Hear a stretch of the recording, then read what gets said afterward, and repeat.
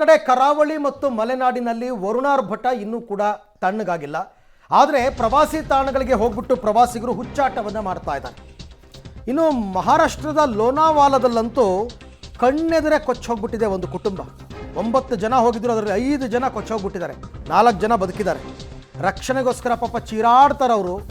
ಏನೂ ಮಾಡೋಕ್ಕಾಗಲ್ಲ, ದಡದಲ್ಲಿ ನಿಂತಿರ್ತಕ್ಕಂಥ ಜನ ಅನ್ನುವಂಥದ್ದು. ಸಹಾಯ ಮಾಡೋಕ್ಕಾಗೋದೇ ಇಲ್ಲ ಅವ್ರ ಕೈಲಿ. ಏಕಾಏಕಿ ನೀರು ಜಾಸ್ತಿ ಆಗಿಬಿಡುತ್ತೆ.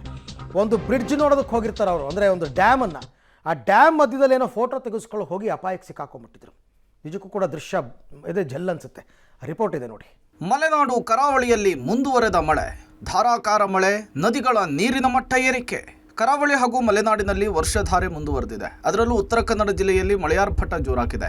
ಜಿಲ್ಲೆಯ ಶಿರಸಿ, ಯಲ್ಲಾಪುರ, ಸಿದ್ದಾಪುರ, ಕುಮಟಾ, ಭಟ್ಕಳ ಸೇರಿದಂತೆ ವಿವಿಧೆಡೆ ಮಳೆ ಆಗ್ತಾ ಇದ್ದು, ಮಲೆನಾಡು ಭಾಗದಲ್ಲಿ ಸುರಿತಾ ಇರುವ ಅಧಿಕ ಮಳೆಯಿಂದ ನದಿ ನೀರಿನ ಮಟ್ಟ ಏರಿಕೆಯಾಗ್ತಿದೆ. ಗಂಗಾವಳಿ, ಅಘನಾಶಿನಿ ನದಿಯಲ್ಲಿ ನೀರಿನ ಮಟ್ಟ ಹೆಚ್ಚಳವಾಗಿದೆ. ಮುಳುಗಿದ ಸೇತುವೆ, ಗ್ರಾಮಸ್ಥರ ಪರದಾಟ, ಹರಿಯುವ ನೀರಿನಲ್ಲೇ ಓಡಾಟ, ಹುಚ್ಚಾಟ.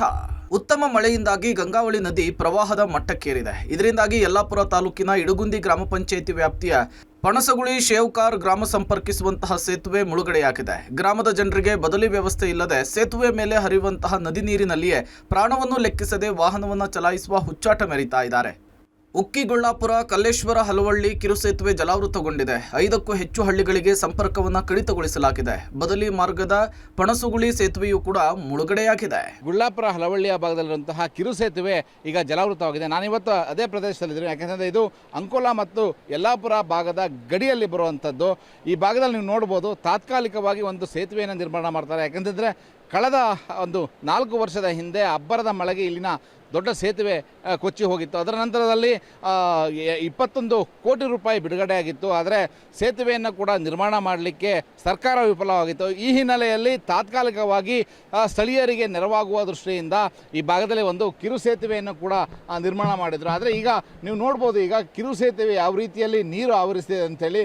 ಈ ಭಾಗದಲ್ಲಿ ನೀರು ಹೆಚ್ಚಿನ ಪ್ರಮಾಣದಲ್ಲಿ ಬಂದಾಗ ಕಿರು ಸೇತುವೆ ಸಂಪೂರ್ಣವಾಗಿ ಜಲಾವೃತವಾಗುತ್ತೆ. ಇದರಿಂದಾಗಿ ಸುಮಾರು 5ಕ್ಕೂ ಹೆಚ್ಚು ಹಳ್ಳಿಗಳು ಸಂಪರ್ಕವನ್ನು ಕಳೆದುಕೊಳ್ಳುತ್ತದೆ. ಯಾಕೆಂದರೆ ಇದೇ ಭಾಗದಿಂದ ಅವರು ಯಲ್ಲಾಪುರ ಇರ್ಬೋದು, ಹಾಗೆ ಕಾರವಾರ, ಅಂಕೋಲಾ ಈ ಭಾಗಕ್ಕೆ ಹೋಗಬೇಕಾಗ್ತದೆ.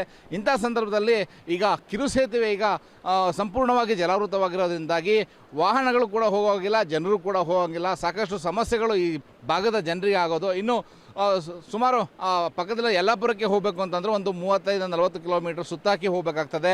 ಆ ಭಾಗದಲ್ಲಿಯೂ ಕೂಡ ಹೆಚ್ಚಿನ ಮಳೆ ಬಂದಾಗ ಆ ಭಾಗದಲ್ಲಿರುವಂತಹ ಕಿರು ಸೇತುವೆಗಳು ಕೂಡ ಜಲಾವೃತವಾಗುತ್ತೆ. ಇದರಿಂದಾಗಿ ಈ ಪ್ರದೇಶದ ಜನರು ಸಂಪೂರ್ಣವಾಗಿ ನಗರ ಪ್ರದೇಶದ ಒಂದು ಸಂಪರ್ಕವನ್ನು ಕಳೆದುಕೊಳ್ತಾರೆ.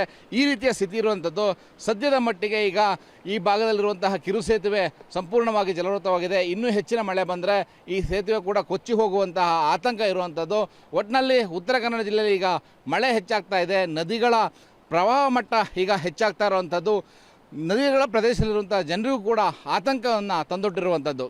ಲೋನಾವಾಲಾದಲ್ಲಿ ಘನಘೋರ ದುರಂತ, ಕಣ್ಣೆದುರೆ ಕೊಚ್ಚಿ ಹೋದ ಇಡೀ ಕುಟುಂಬ. ಮಹಾರಾಷ್ಟ್ರದ ಮುಂಬೈ ಪುಣೆ ನಡುವಿನ ಲೋನಾವಾಲಾ ಬಳಿ ನಿನ್ನೆ ಘೋರ ದುರಂತವೊಂದು ಸಂಭವಿಸಿದೆ. ಭುಷಿ ಡ್ಯಾಮ್ ನೋಡಲಿಕ್ಕೆ ಬಂದಿದ್ದ 9 ಜನ ಪುಣೆಯ ಕುಟುಂಬವೊಂದು ಏಕಾಏಕಿ ನೀರು ಬಂದು ಕಣ್ಣೆದುರೆ ಎಲ್ಲರೂ ಕೂಡ ಕೊಚ್ಚಿ ಹೋಗಿದ್ದಾರೆ.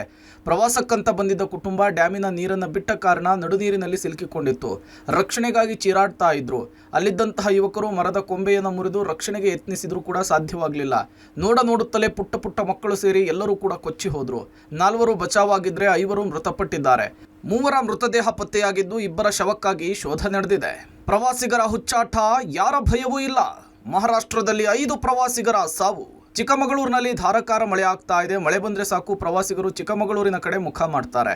ಮಳೆ, ಮಂಜು, ಜಲಪಾತದ ಸೊಬಗನ್ನು ಸವಿಯಲು ಯುವಕ ಯುವತಿಯರು ಗುಂಪು ಪಶ್ಚಿಮ ಘಟ್ಟಕ್ಕೆ ಬಂದು ಎಂಜಾಯ್ ಮಾಡಿ ಹೋಗ್ತಾರೆ.